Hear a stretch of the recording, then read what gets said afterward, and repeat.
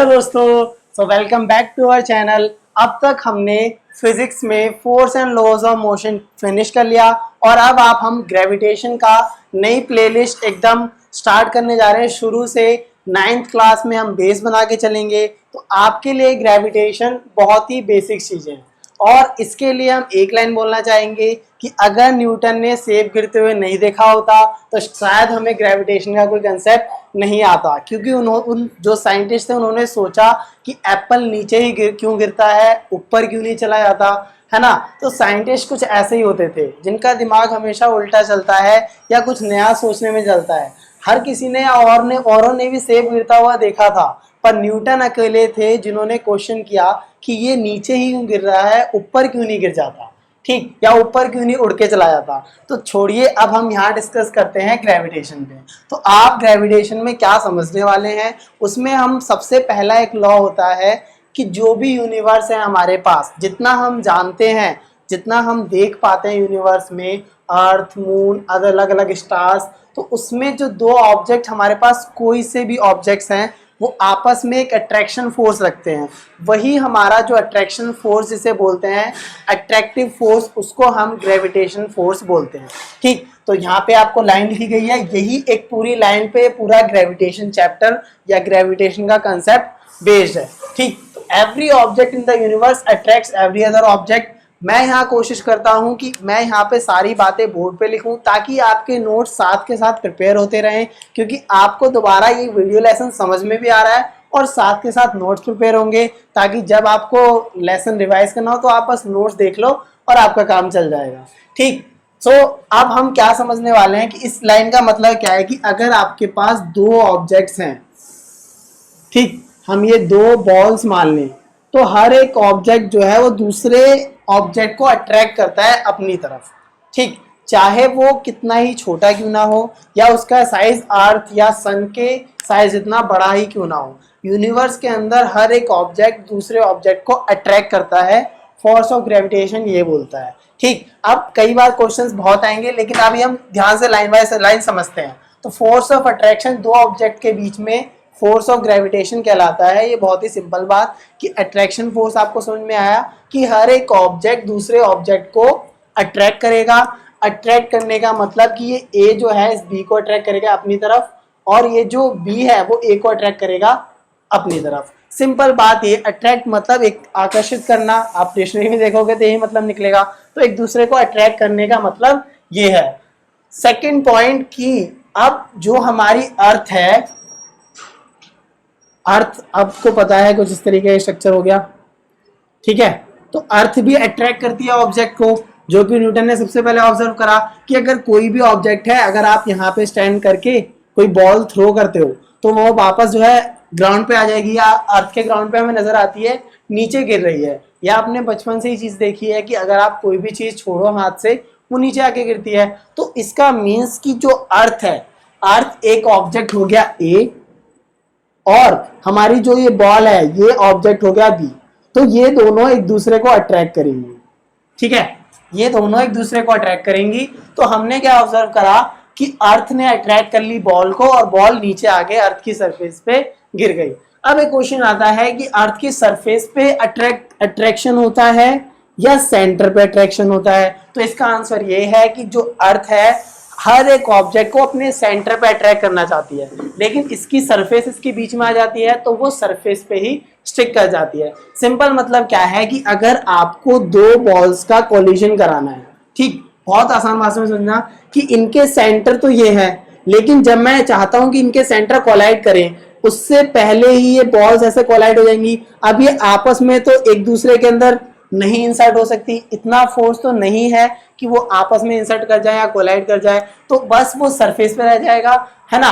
तो मैं क्या आपको बताना चाहता हूँ कि जो अर्थ है वो अट्रैक्ट करती है किसी भी ऑब्जेक्ट को टुवर्ड्स इट्स सेंटर। ये जो लाइन है बहुत इंपॉर्टेंट है, इसको हाईलाइट कर लो या अंडरलाइन कर लो ताकि आपको समझ में आ जाए कि अब हर एक ऑब्जेक्ट को अट्रैक्ट करती है अपने सेंटर को, और इसी को हम ग्रेविटी ऑफ अर्थ बोलते हैं।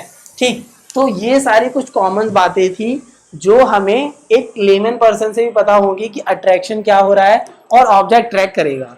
अब सबसे पहला क्वेश्चन आता है कि अगर हर एक ऑब्जेक्ट दूसरे ऑब्जेक्ट को अट्रैक्ट कर रहा है तो हम ऐसा क्यों नहीं ऑब्जर्व करते कि अगर मेरे पास ये मार्कर है और एक दूसरा मार्कर है तो इनके बीच में अट्रैक्शन फोर्स होगा।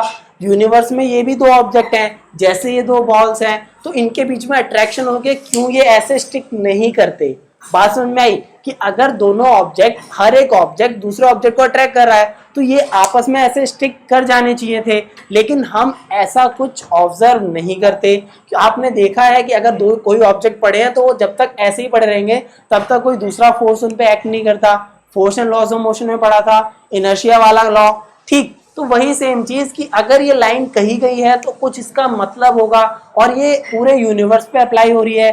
तो इसका मीन्स क्या कि हमें एक मैथमेटिकल फॉर्मुलेशन की जरूरत है। मैथमेटिकल मतलब कुछ ऐसी चीज पता होनी चाहिए कि कब हम कह सके कि हाँ ये ऑब्जेक्ट अट्रैक्ट करेंगे तो इनके में मूवमेंट ऑब्जर्व होगा। बात समझ में आई कि अगर आपके पास दो बॉल्स हैं, ये आपस में अट्रैक्ट कर रही हैं लेकिन ये आपस में मूवमेंट नहीं शो करती, लेकिन आप अर्थ से कोई बॉल फेंको तो ये जो बॉल बी है और अर्थ एक ऑब्जेक्ट ए है, इनके बीच में अट्रैक्शन ऑब्जर्व होता है। तो उसका रीजन क्या है, वो ये इसाक न्यूटन जो साइंटिस्ट है उन्होंने लॉ दिया था। उन्होंने क्या बात बोली कि जो ये फोर्स है ये हमारा क्या है, अट्रैक्टिव फोर्स, और ये अट्रैक्टिव फोर्स M1 M2, मतलब आप मान लो कि दो बॉल्स हैं M1 और M2, उनका मास दे रखा है, ये मास है, ठीक। बात समझ में आ रही होगी। तो उनका जो फोर्स है वो इनके मास के डायरेक्टली प्रोपोर्शनल है ना। बात समझ में आ रही है कि force is directly proportional to M2। तो क्या चीज समझ में आई, डायरेक्टली प्रोपोर्शनल मींस जो अट्रैक्टिव फोर्स है वो उनके प्रोडक्ट ऑफ मासेस का डायरेक्टली प्रोपोर्शनल है, M1 into M2, M1 into M2। और दूसरी बात कि इनका जो डिस्टेंस है, ये जो डिस्टेंस है इनके सेंटर का डिस्टेंस, इनके सेंटर का डिस्टेंस, ठीक, ये उसके इनवर्सली प्रोपोर्शनल है, ठीक है, ये उसके इनवर्सली प्रोपोर्शनल होगा। तो जो मैंने सेंटर का डिस्टेंस माना है तो हमेशा अट्रैक्शन आपको समझ में आ गया होगा, जैसे टुवर्ड्स से सेंटर चलता है तो ये अट्रैक्शन इनके सेंटर से होता है, ठीक। तो जो अट्रैक्शन होगा, अब ऐसा हम ऑब्जर्व नहीं करते कि ये बॉल आपस में एक दूसरे की तरफ मूव कर रही हैं जब तक हम इन दोनों को पास नहीं लाते। एक बहुत ही अच्छे डायग्राम से हम समझने की कोशिश करते हैं, इसको मैं जरा रब कर देता हूँ, ठीक है। तो आप ये दो बातें लिख लेना कि फोर्स जो है डायरेक्टली प्रोपोर्शनल है प्रोडक्ट ऑफ देयर मासेस, ठीक। क्या मैं लिख देता हूँ, साथ के साथ लिख लो आप, directly proportional to product of their masses है, और inversely proportional to distance between them. बात क्लियर हुई है ना। अब मैं आपके सामने दो ऑब्जेक्ट्स लेता हूं, साफ साफ देखना क्लियर। एक ऑब्जेक्ट ए है, दूसरा ऑब्जेक्ट बी है, इसका मास M1, इसका मास M2, ठीक। तो इसको थोड़ा क्लियर कर देते हैं, सेंटर समझ में आएगा आपको। इनके सेंटर का बीच का डिस्टेंस d है और अब अट्रैक्शन हो रहा है, ठीक। अब हमने क्या बात बोली, force is directly proportional to M1 M2 और force is inversely proportional to d square. मतलब जितना ये डिस्टेंस बढ़ेगा, इनवर्सली प्रोपोर्शनल का मतलब क्या होता है, इस ये डायरेक्टली प्रोपोर्शनल और इनवर्सली प्रोपोर्शनल आपको जब तक आप पढ़ाई करोगे तब तक आपके में पास आते रहेंगे। तो आप रिलेशन ऐसे समझ लो, अगर ये इनवर्सली प्रोपोर्शनल है तो इसका साफ साफ मतलब क्या समझ में आता है कि अगर ये वैल्यू इंक्रीज करेगी, ये एरो क्या है, बढ़ने का, अगर ये वैल्यू इंक्रीज करेगी तो फोर्स भी इंक्रीज, फोर्स क्या होगा, डिक्रीज होगा, है ना। ये वैल्यू इंक्रीज करेगी तो डिक्रीज होगा, इसीलिए हम क्या बोलते हैं इसे, इनवर्सली प्रोपोर्शनल। अब डिक्रीज क्यों करेगा, तो ये भी सिंपल बात समझ लो। अगर मेरे पास कोई फ्रैक्शन है, मान लो x है, इसकी वैल्यू मैंने ले रखी है 1/y, ठीक है। अगर कोई भी x वैल्यू है और मैंने 1/y ले रखा है, अगर मैं डेनोमिनेटर में कोई चीज बढ़ाऊंगा जैसे 1/2 या 1/3 या 1/4, 1/5, ठीक। तो मैं इस तरीके से इंक्रीज कर रहा हूं तो एक्चुअल में ये 0.5 है, ये 0.3 है, ये 0.25 है, ये 0.2 है। ठीक, तो आपको क्या बात समझ में आ रही है कि जैसे हम इधर जा रहे हैं ये जो वैल्यू है, वैल्यू ऑफ एक्स डिक्रीज कर रही है ना। जैसे जैसे y की वैल्यू बढ़ रही है, y देखो 2 था, फिर y की वैल्यू 3 हो गई, y की वैल्यू 4 हो गई, y की वैल्यू 5 हो गई। जैसे जैसे y की वैल्यू इंक्रीज कर रही है, x की वैल्यू डिक्रीज कर रही है। तो इनवर्सली प्रोपोर्शनल का मतलब क्या है कि अगर मैं डिस्टेंस की वैल्यू बढ़ाऊंगा तो ये जो अट्रैक्टिव फोर्स है उतना ही कम होता जाएगा। मतलब अट्रैक्टिव फोर्स तो होगा, लेकिन उसको जो अट्रैक्ट करने की पावर है या जो न्यूटन में हम वैल्यू निकालेंगे वो बहुत ही कम आएगी। सिंपल मतलब ये था। तो ये चीज नोट कर लेना, आपको कंफ्यूजन नहीं रहेगा। ठीक, और दूसरी बात क्या, दूसरी बात बहुत सिंपल है कि अगर डायरेक्टली प्रोपोर्शनल है तो ये तो बिल्कुल सिंपल बात है, आपको समझ में तुरंत आ जाएगी। देखो अभी अगर x डायरेक्टली प्रोपोर्शनल है y के, तो जैसे जैसे y बढ़ेगा, अगर y आप 2 लोगे तो x भी आपका 2 हो जाएगा, y 3 लोगे तो ये भी 3 हो जाएगा। मतलब डायरेक्टली जो इंक्रीज करोगे वही सेम चीज इंक्रीज होती रहेगी। तो शायद अब तक ये बात आपको क्लियर हो रही होगी कि जो डायरेक्टली प्रोपोर्शनल और इनवर्सली प्रोपोर्शनल मैं बात समझाना चाहता हूँ वो क्लियर होगी। ठीक, क्योंकि आपको क्लियर कट अंडरस्टैंडिंग होनी चाहिए इन वर्ड का मतलब क्या है। ठीक, तो ये आपके बात अगर क्लियर हो गया तो अब हम फोर्स को लिख सकते हैं m1 m2 upon D square. देखो ये दो इक्वेशन जो आपके सामने बनी है, ये फर्स्ट इक्वेशन हो गई, ये सेकंड इक्वेशन कि अट्रैक्टिव फोर्स डायरेक्टली प्रोपोर्शनल है प्रोडक्ट ऑफ मासेस के, और उनका जो डिस्टेंस है उसके इनवर्सली प्रोपोर्शनल, डिस्टेंस की वैल्यू डी। अब एक क्वेश्चन आता है क्या कि आपने फोर्स में, जब हम फोर्स चैप्टर पढ़ रहे थे, हमने ये सब चीज़ें देखी थी, उसके साथ एक डायरेक्शन बहुत इंपॉर्टेंट बात थी कि आपने देखा था अगर सेम डायरेक्शन में फोर्स लगता है तो मोशन बढ़ जाता है, लेकिन अपोजिट डायरेक्शन में फोर्स लगता है तो जो मोशन की या स्पीड है वो डिक्रीज हो जाती है। तो इसमें जो फोर्स की डायरेक्शन है वो क्या होगी, माना वो अट्रैक्ट कर रहे हैं, तो अट्रैक्ट कर रहे हैं तो क्या इस तरीके से अट्रैक्ट करेंगे कि इस तरीके से मिल जाए या इस तरीके से मिल जाए, मतलब कोई डायरेक्शन होनी चाहिए ना। जो ये फोर्स है इसकी कुछ डायरेक्शन होनी चाहिए। तो आप एक स्टेटमेंट लिख लो कि force is directed towards their centre. मतलब ये जो ए का सेंटर है उसमें अट्रैक्ट करेगा या बी का सेंटर। बी का सेंटर चाहेगा कि मैं ए के सेंटर से मिलूं और ए का सेंटर चाहेगा मैं बी के सेंटर से मिलूं। ये डायरेक्शन होती है। मतलब जो इनका ये पाथ है ना, जो जितना ये डिस्टेंस है डी, उन्हीं की डायरेक्शन में इनका फोर्स होता है। ठीक, उसी की डायरेक्शन में इन दोनों का फोर्स होता है, इसलिए वो दोनों आपस में एक दूसरे को अट्रैक्ट करते हैं। ठीक, तो ये आपके पास क्लियर होगी बात। अब यहां पर अगर ये चीज आ गई तो आपको पता है जब हम प्रोपोर्शनैलिटी का साइन हटाते हैं तो एक कांस्टेंट आता है। ठीक, ये चीज बहुत ध्यान रख लो, फिजिक्स में हमेशा जो है ये चीज आती है कि जब डायरेक्टली प्रोपोर्शनल होता है और जब डायरेक्टली प्रोपोर्शनल का साइन हटाते हैं, जो ये प्रोपोर्शनल का साइन है अल्फा से बताते हैं, इसको जब हम हटाते हैं तो एक कांस्टेंट आता है। ठीक, तो आप उसको देखो, फोर्स हमारा आएगा जी m1 m2 upon D square.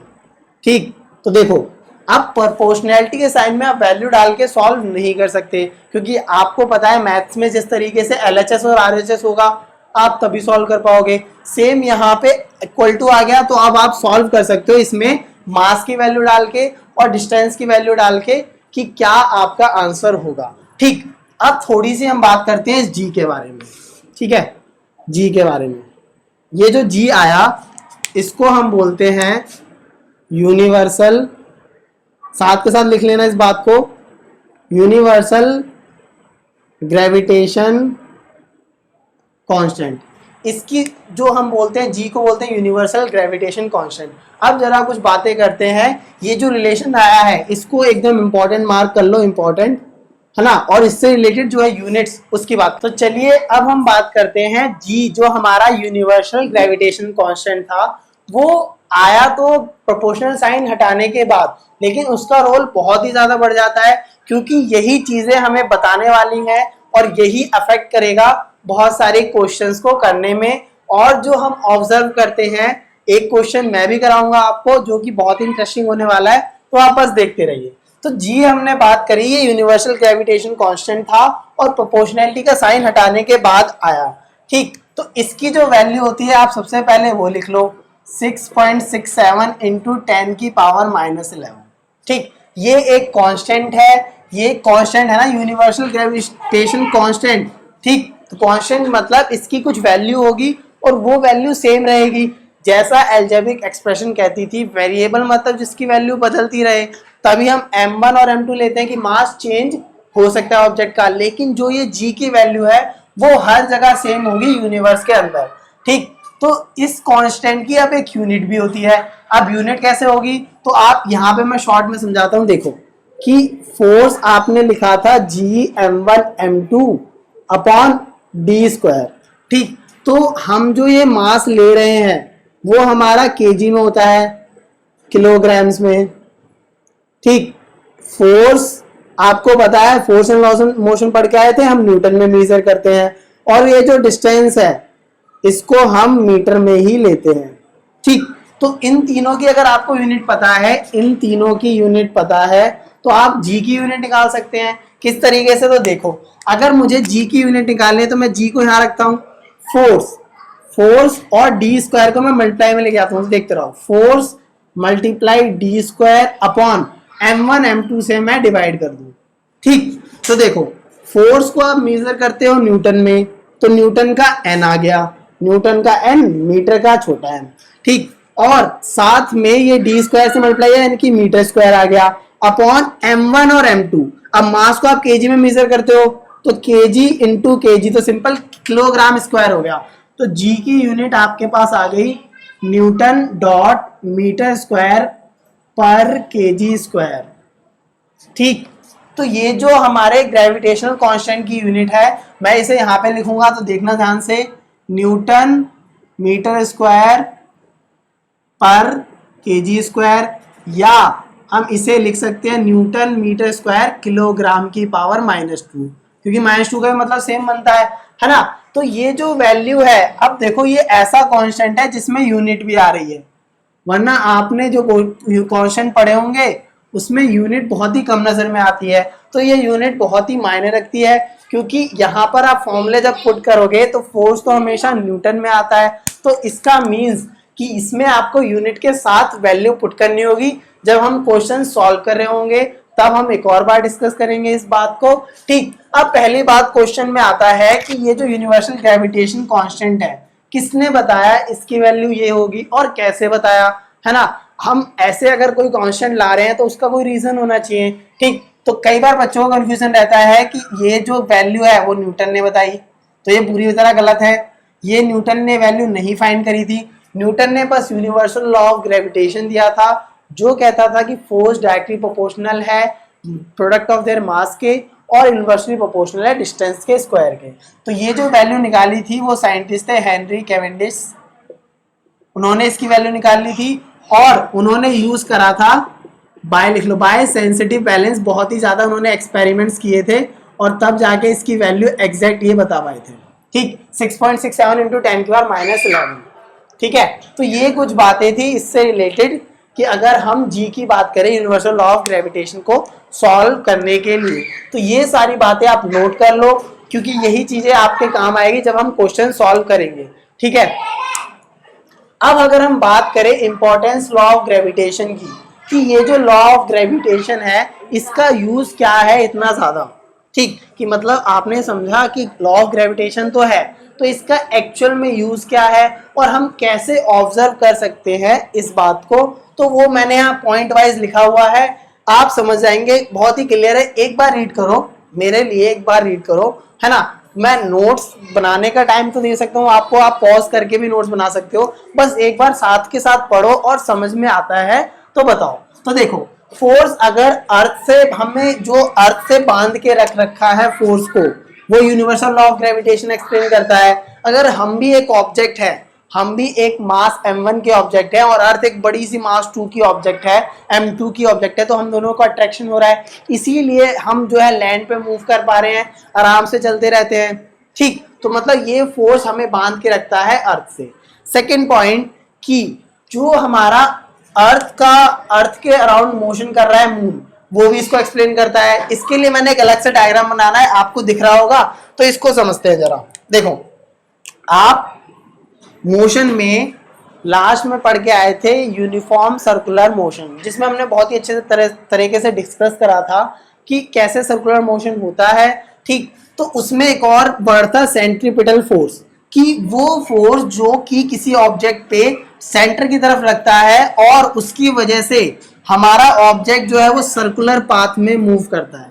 Means क्या, सिंपल, आप एक काम करो, एक थ्रेड लो, एक बड़ी सी थ्रेड लो और उसमें एक बड़ा सा स्टोन बांध दो, ठीक, और आप इसे अपने हाथ से होल्ड करके घुमाओ, तो इसका मतलब जो फोर्स है वो फोर्स आपकी तरफ लग रहा है। मतलब फोर्स आपकी तरफ होने का मतलब आप कहां पर हो, सेंटर पे हो, और ये स्टोन घूम रहा है इस तरीके से, पूरा एकदम सर्कल बन रहा होगा इसका बड़ा सा, ठीक, तो इसका जो फोर्स है आपकी डायरेक्शन में लग रहा है, मतलब टुवर्ड सेंटर लग रहा है, और सेंटर की लगने की वजह से ये सर्कुलर पाथ में घूम रहा है। सेम ऐसा ही कुछ यहाँ पे होता है कि अभी हमने डिस्कस करा कि अर्थ जो है सेंटर से फोर्स लगाती है मून पे। मून पे क्या, हर एक ऑब्जेक्ट पे लगाती है। अर्थ हमेशा टुवर्ड्स इट्स सेंटर अट्रैक्ट करती है किसी भी ऑब्जेक्ट को, चाहे वो उसकी सरफेस पे हो या सरफेस के बाहर हो। ठीक, यूनिवर्स में कहीं पर भी है तो उसको अपने सेंटर की तरफ अट्रैक्ट करेगी। तो इसी की वजह से जो मून है वो सर्कुलर मोशन दिखाता है अर्थ के अराउंड। ठीक, तो ये जो सर्कुलर मोशन आ रहा है वो किसकी वजह से आ रहा है, अब ये जो फोर्स आ रहा है, ये जो फोर्स है वो एक्चुअल में ग्रेविटेशन फोर्स ही तो है। ये जो फोर्स आपके सामने आ रहा है वो एक्चुअल में ग्रेविटेशन फोर्स ही तो है, जो कि अर्थ एक ऑब्जेक्ट, मून दूसरा ऑब्जेक्ट, उनके बीच में एक्ट कर रहा है, और उसी की वजह से ये सर्कुलर पाथ में घूम रहा है, क्योंकि ये सेंटर की तरफ अट्रैक्ट कर रहा है मून को, अर्थ हमारी।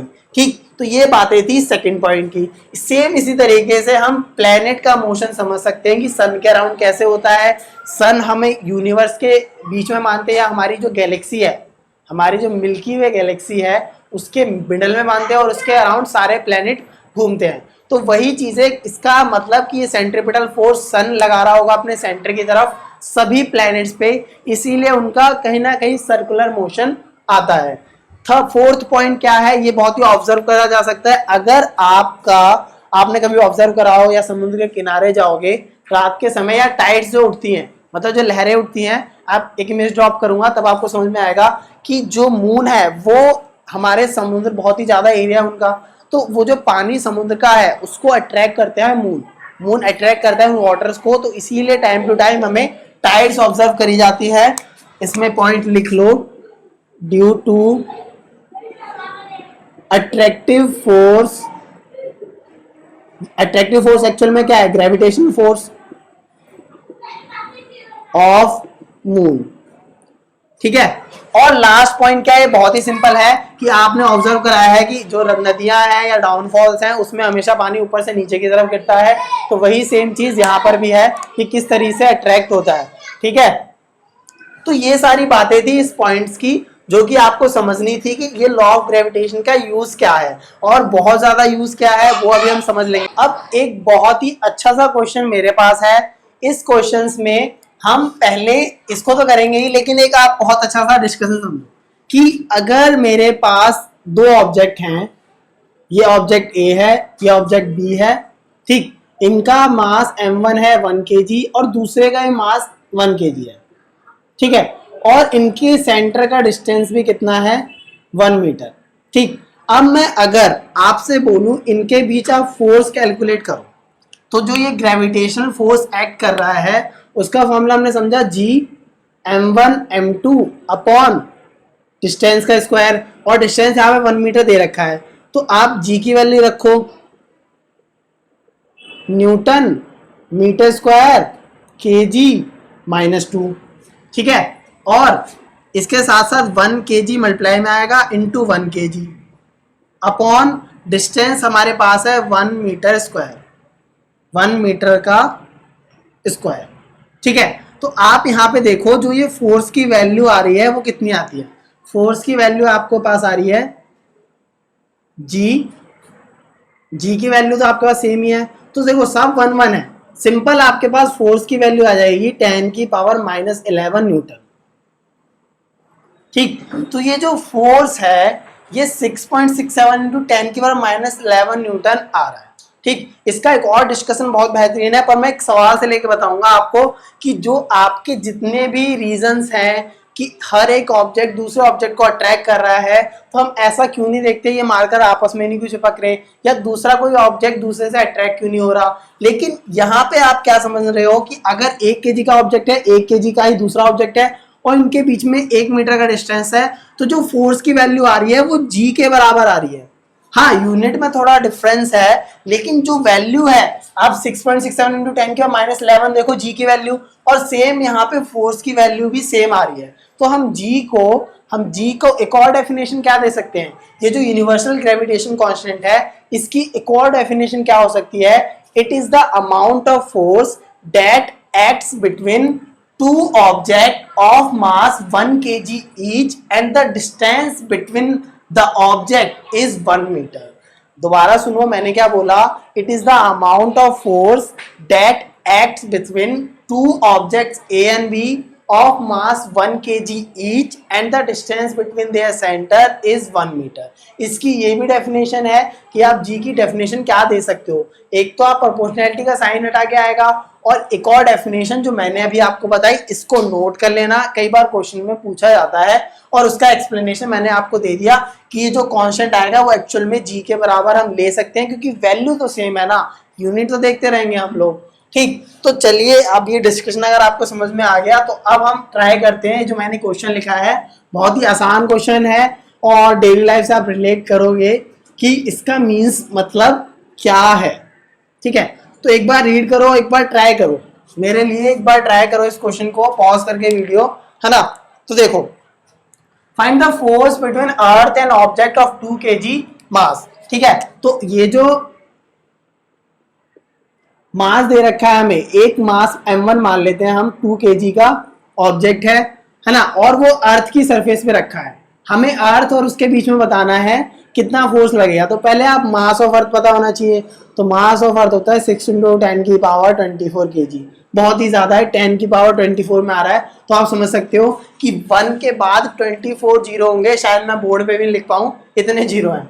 ठीक है, और इनके बीच में जो डिस्टेंस है, क्योंकि देखो अगर अर्थ है तो उसके सरफेस पे तो रखा होगा ऑब्जेक्ट, सरफेस पे रखा होगा, और अर्थ हमेशा अपने सेंटर पे अट्रैक्ट करती है, अर्थ हमेशा ऑब्जेक्ट को अपने सेंटर की तरफ अट्रैक्ट करती है। तो एक्चुअल में डी तो ये होगा ना इनके सेंटर के बीच का डिस्टेंस।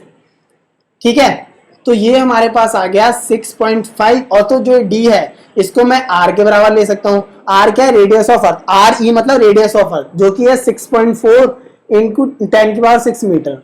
आपको बस ये ध्यान में रखना है, यूनिट्स देख लेना, यूनिट्स डिस्टेंस की मीटर में रखना और मास की केजी में रखना, क्योंकि ये सारी ऐसा यूनिट है, और जो फोर्स की वैल्यू आएगी वो न्यूटन में आएगी।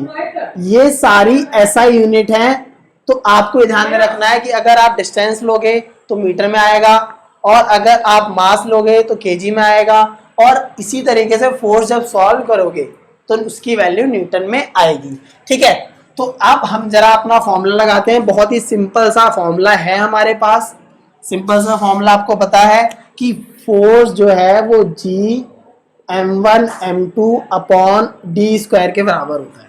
ठीक है, तो ये जो फोर्स है वो 6.67 इंटू 10 की पावर -11 हमारा universal gravitation constant newton metre square KG -2 dot.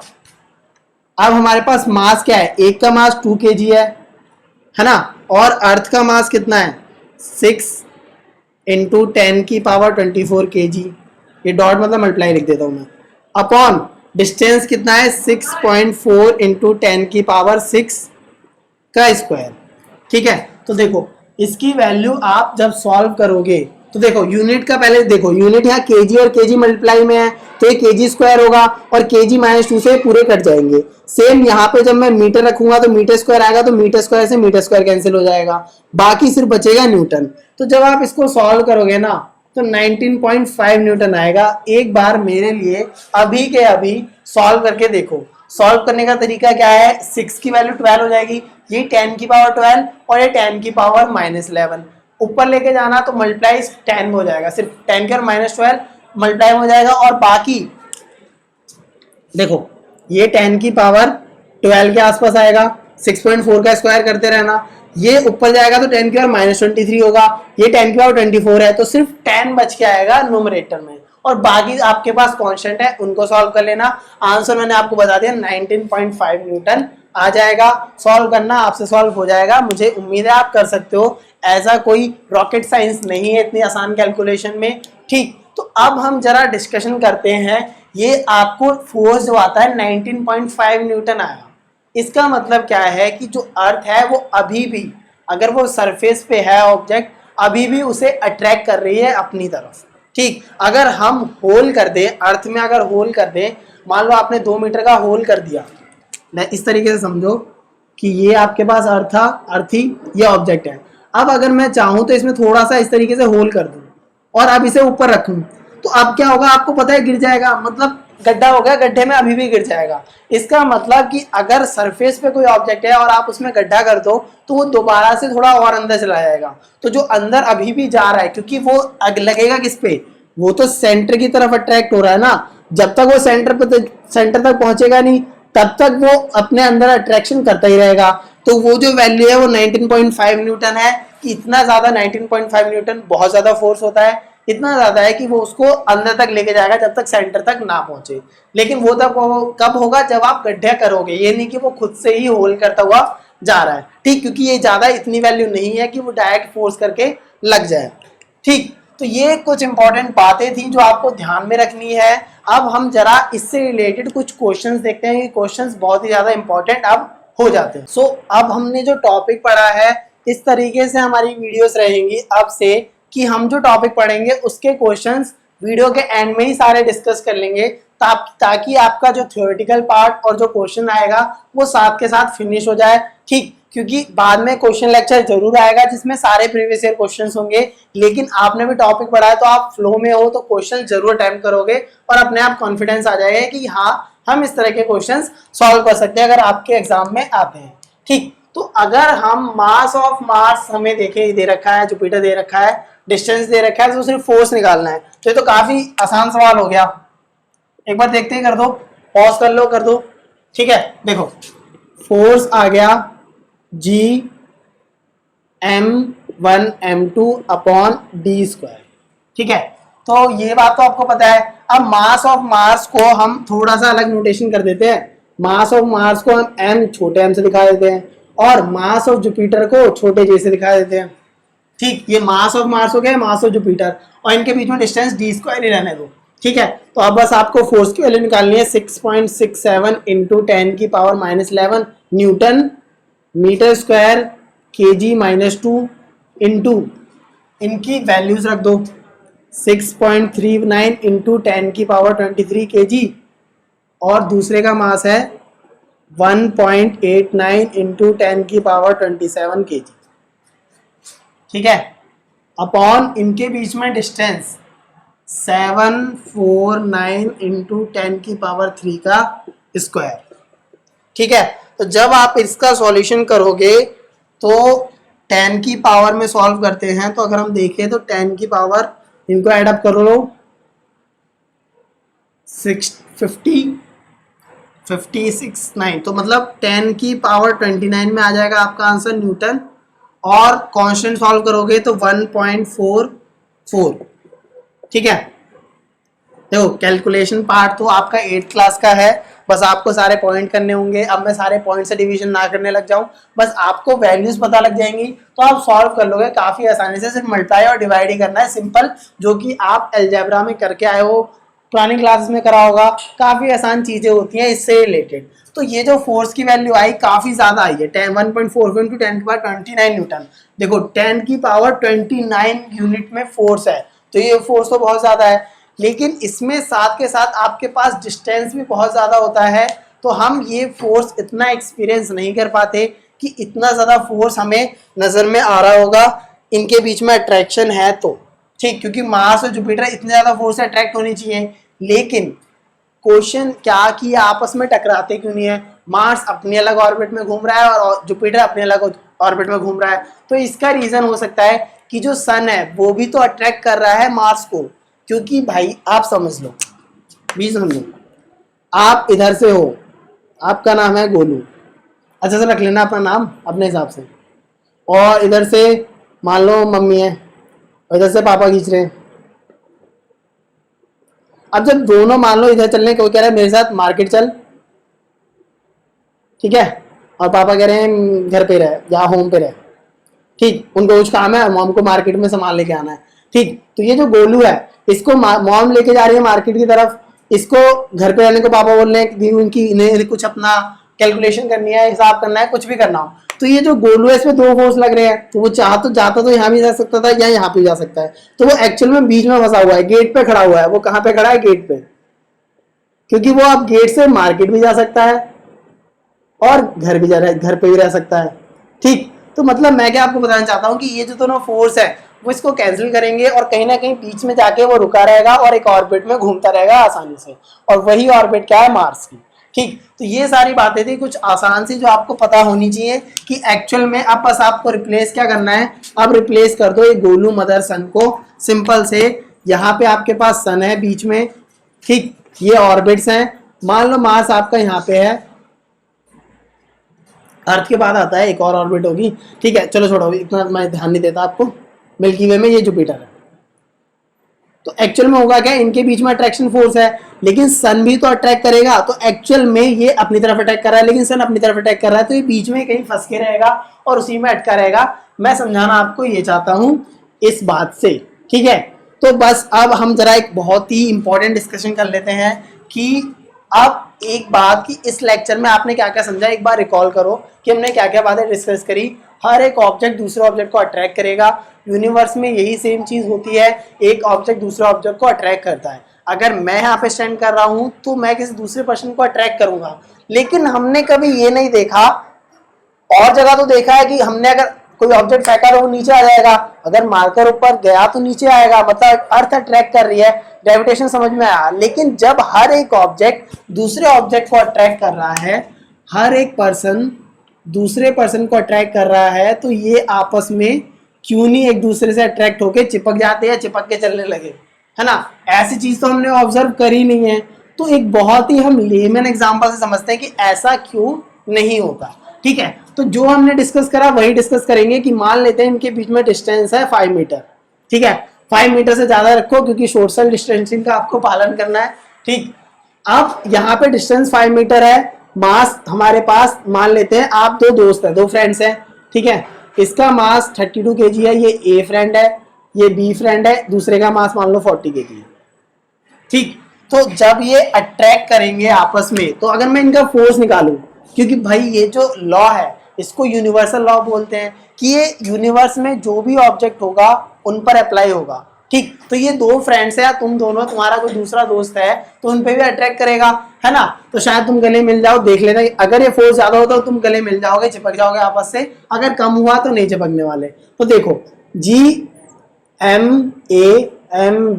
Upon D square, तो ये आ गया 6.67 इंटू 10⁻11 न्यूटन, यूनिट देखना, ठीक है, यूनिट अब आखिर में लिखेंगे, बहुत बार मैंने बताया क्योंकि ताकि आपको ध्यान में रहे। 32 इंटू 40 अपॉन डिस्टेंस 5 का स्क्वायर, ठीक है। तो इसको थोड़ा सा सॉल्व करते हैं हम सिंसियरली, क्योंकि मैं आपको कुछ बताना चाहता हूँ इससे। ये 25 आएगा नीचे, ठीक है, तो ये एक्चुअल में 5 इंटू 5 होगा, तो 5 से 8 बार में जाएगा, ये 6.4 होगा, ठीक। तो 6 6 36 और 8,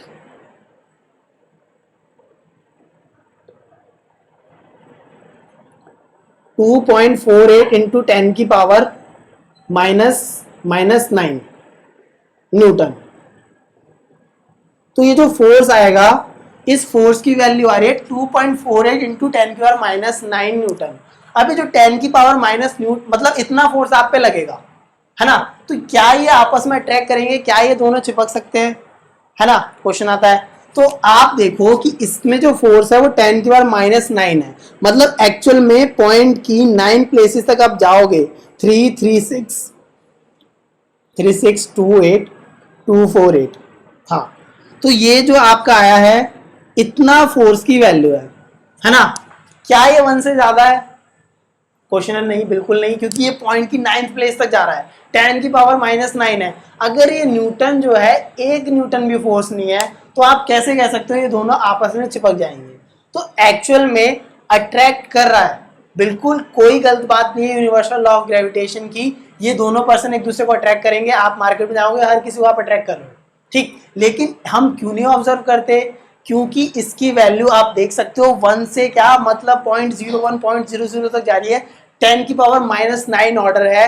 तो मार्केट में आप जाओगे अट्रैक्ट करोगे पर कभी चिपकने नहीं वाले हो किसी दूसरे पर्सन से, जब तक तुम खुद ही मतलब लड़ाई ना करो दूसरे से, ठीक। तो इसका मेरा मतलब ये था कि आपको ये कंफ्यूजन क्लियर हुआ होगा कि जब ये दोनों अट्रैक्ट कर रहे हैं मार्कर, तो ये आपस में अट्रैक्ट क्यों नहीं होते या आपस में चिपक क्यों नहीं जाते?